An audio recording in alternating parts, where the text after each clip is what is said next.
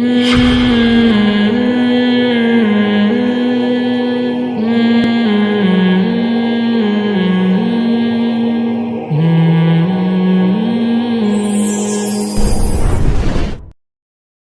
میں کیا ہے؟ دھماکہ ہوا ہے بھائی، کروڑوں یعنی سیکنڈ کے لاکھویں اور کروڑویں حصے کا کی مینجمنٹ میں فرق آ جاتا تو اتنی خوبصورت کائنات وجود میں نہیں آتی. تو وہ ملحد قرآن کی آیتیں پڑھ رہا تھا.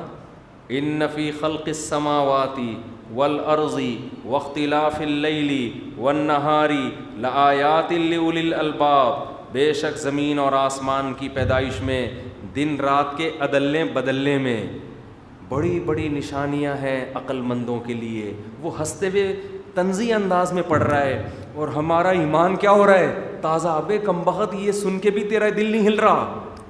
اتنا خوبصورت کلام، ایسا کوئی دنیا کی کوئی مذہبی کتاب تو لاؤ جو ایسا کلام پیش کرتی ہو. آپ ہندوؤں کی کتاب اٹھا کے پڑھ کے دیکھو تو صحیح،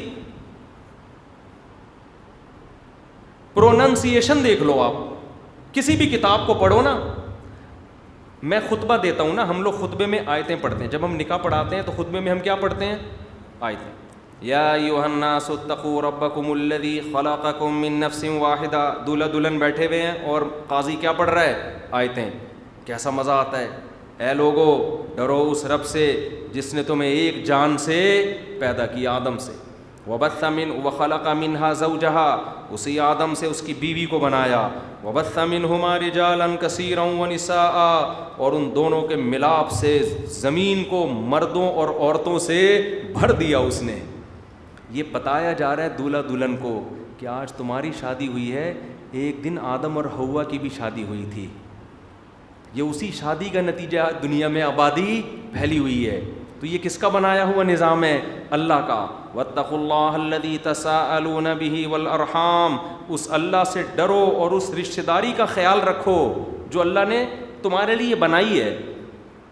آدم اور حوا کے ملاپ سے جب پیدا ہوئے ہو تو تمہارا آپس میں بلڈ ریلیشن ہے، تو اس ریلیشن کو تم نے برقرار رکھنا ہے. انسان آزاد پیدا نہیں ہوا، اس کے ریلیشن ہے، تو نکاح سے ریلیشن وجود میں آ رہا ہے. کتنی خوبصورت آیت ہے نا قرآن کی، جو دولہا دلہن کے حساب سے بالکل فٹ بیٹھتی ہے. اگلی آیت کیا پڑھی جاتی ہے؟ یا ایھا الناس یا ایھا الذین آمنوا اتقوا اللہ وقولوا قولا سدیدا. اے ایمان والو اللہ سے ڈرو، سیدھی سیدھی بات کیا کرو، ٹیڑھی میڑھی باتیں مت کیا. یصلح لکم اعمالکم، اس سے اللہ تمہارے اعمال کو صحیح کر دے گا، تمہاری زندگی میں نکھار پیدا ہو جائے گا. اور پھر بھی تم سے کوئی غلطیاں ہوئیں تو وہ کیا کر دے گا؟ معاف. یہ دولہا دلہن کو سکھایا جا رہا ہے کہ ابھی سے سچ بولنا اور بات سیدھی کرنا سیکھو. شادی سے پہلے سے ٹوپیاں شروع کر دیتے ہیں، منگنی کے وقت ٹوپیاں، جھوٹ. لڑکا اپنی آمدن غلط بتاتا ہے، لڑکی اپنی عمر غلط بتاتی ہے، ایک دوسرے کو ٹوپیاں کرا کرا کے شادی کے بعد سے پھر جھوٹ. مرد نے دو پہلے سے چھپا کے کی ہوئی ہوتی ہیں، میرا بیان سن کے آدھا بیان سنا ہوتا ہے. یہ نہیں کہ تو نے اگر دو کی ہوئی ہیں تو نئی شادی کے وقت یہ تو کم بخت بتا کہ میں دو کر چکا ہوں، ادھر جھوٹ بول رہا ہے کہ میں کما رہا ہوں، ان کو دھوکہ دے رہا ہے. تو یہ جھوٹ پہ سارا رشتے کیا وجود میں آتے ہیں. تو قرآن دولہا دلہن کو سمجھا رہا ہے قولوا قولا سدیدا، اللہ سے ڈرو اور بات کیسے کیا کرو؟ سیدھی. اللہ کو کھرا آدمی پسند ہے، دو نمبری نہ کیا کرو، گھمایا نہ کرو. آپ اکثر دو نمبر آدمی کو دیکھیں گے، جو بات پوچھی جائے ٹو دا پوائنٹ جواب دینے کے بجائے بات کیا کرے گا؟ گھمان. یہ دو نمبر آدمی کی عادت. جب رشتہ لینے جاؤ دو نمبر آدمی کے پاس، بھائی آپ کرتے کیا ہو؟ بھائی بتا دے کیا کرتا ہے. ڈاک یارڈ میں جاب کرتا ہوں، میری 20,000 تنخواہ ہے، 40,000 تنخواہ ہے، ٹماٹر کا تھیلا لگاتا ہوں. جو کرتا ہے تو منہ سے پھوٹ دے نا. نہیں گھمائے گا. ایکچولی بس اللہ کا دیا بہت کچھ ہے، الحمدللہ سب کچھ ہی کرتے ہیں، عرفن مولا ہیں. اور وہ تو ایک میں قصہ بہت دفعہ سنا چکا ہوں. ایک صاحب کا رشتہ، کوئی ہمارے خاندان کی کسی خاتون کے لیے رشتہ بھیجا. میں ان کے پاس گیا، میں نے کہا بھائی کرتے کیا؟ ان کا ٹرانسپورٹیشن کا کام ہے. ابے میں نے کہا ٹرانسپورٹیشن میں تو کوئی چیز ٹرانسفر کر رہا ہے کیا؟ اسمگلنگ کر رہا ہے، چرس بیچ رہا ہے، کیا کر رہا ہے ٹرانسپورٹیشن؟ اتنی انگلش تو ہمیں بھی آتی ہے، لیکن اس کا یہ مطلب تو نہیں کہ ہمیں تم بیوقوف سمجھو. بتا ہی نہیں رہے میں کیا کر رہا ہوں. پھر پتہ چلا جی ٹرک اڈے پہ سامان اٹھا کے ٹرک پہ رکھتے ہیں.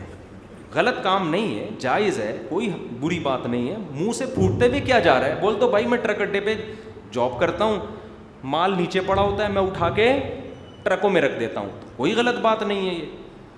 تو اللہ نے کیا کہا؟ قولوا قولا سدیدا. یہ میرا بھی ٹاپک نہیں ہے, میں تو اصل قرآن کی عظمت بتانا چاہ رہا ہوں.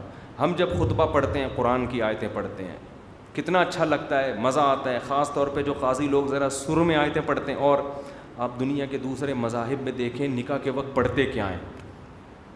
جو پڑھتے ہیں شاید ان کو بھی سمجھ میں نہیں آ رہا. بچپن میں ہم کبھی دیکھتے تھے نا, اللہ معاف فرمائے, فلموں سے توبہ کر لی تھی ہم نے, تو وہ بوسٹر لگا کے نہیں مچھر آ رہے ہوتے تھے پہلے, پھر تھوڑی سی فلم آتی تھی. وہ زمانہ جو پرانے لوگ ہیں جن کے زمانے کی ٹرینیں بند ہو گئی ہیں ان کو یاد ہوگا. جمعے کے دن نا اوپر چڑھ کے اینٹینا درست کرتے تھے, فلمیں آتی تھیں. پھر الحمدللہ ہم نے توبہ کر لی تھی اس وقت. تو وہ فلمیں, اس میں ہمیں کبھی کبھار پنڈت نکاح پڑھتے ہوئے نظر آتے تھے. تو پتہ نہیں کیا پڑھ رہے ہو, پنڈت نہیں پنڈت ہوتا ہے سنا. اب بھی یوٹیوب پہ ہے, بہت زیادہ ہیں. ایک گھوڑے بڑا بڑی گھوڑے گھوڑے بلے, ہم لوگ پھر بچے بن کے مذاق اڑاتے تھے نا, گھوڑے بلے گدے گھوڑے بھاگ جالے گئے تیرا الو کا پٹے, تیرے کو سمجھ میں نہیں.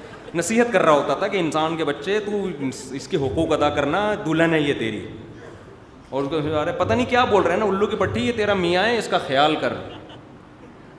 ایسا نہیں ہے, اچھی باتیں ہی کر رہے ہوں گے لیکن سمجھ میں بہرحال ہمیں نہیں آ رہی ہوتی ہیں, ہندوؤں کو آتی ہوں گی. اب سنیں تھوڑا اردو میں بھی نصیحت شروع کر دی, ہندی اردو ایک ہی چیز ہے. تو کسی بھی دنیا میں جاؤ گے, اسلام کا ہر چیز میں ایک نیائی حسن ہے بھائی, ہر چیز میں ایک الگ ہی نکھار ہے. کتنا سادہ رکھا ہے نکاح کو.